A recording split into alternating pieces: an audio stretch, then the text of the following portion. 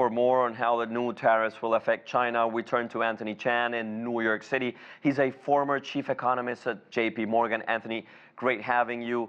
And first, I want to look at global financial markets. They're all falling. Do you think this is knee-jerk reaction, or is it something that will be long-term? Well, Diego, as history has shown, that when you have the prospects for a trade war, it tends to put a dampener on overall global economic growth. And so what you're seeing in the United States is that reaction that if somehow these tariffs hold, that there's going to be turbulence. And that's what you're seeing in the futures markets, whether you're looking at the NASDAQ in the US or whether you're looking at the S&P or the Dow Jones futures.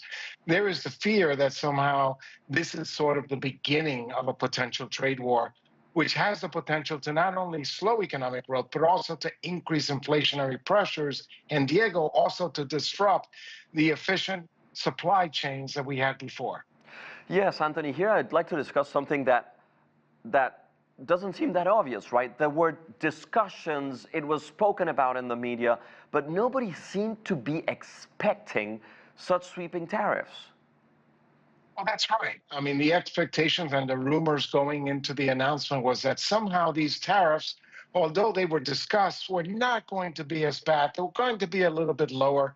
And what we got was numbers that were above the consensus estimates for these tariffs.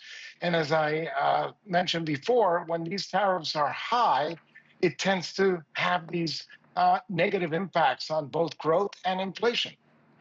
And I'd like to analyze the impact on China because I'd like to know how punishing are these tariffs for countries like China that sell intermediate goods that later come to the US and become final goods. So they get a lot of manufacturing done in the US. Nevertheless, they're still impacted, right? How will that work?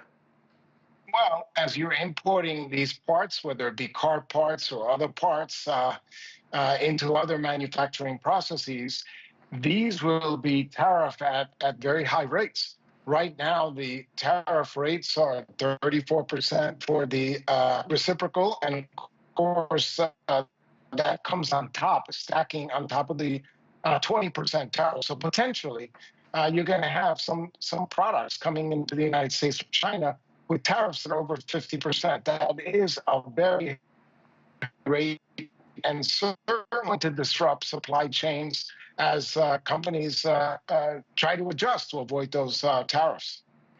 Anthony Chan, thank you very much.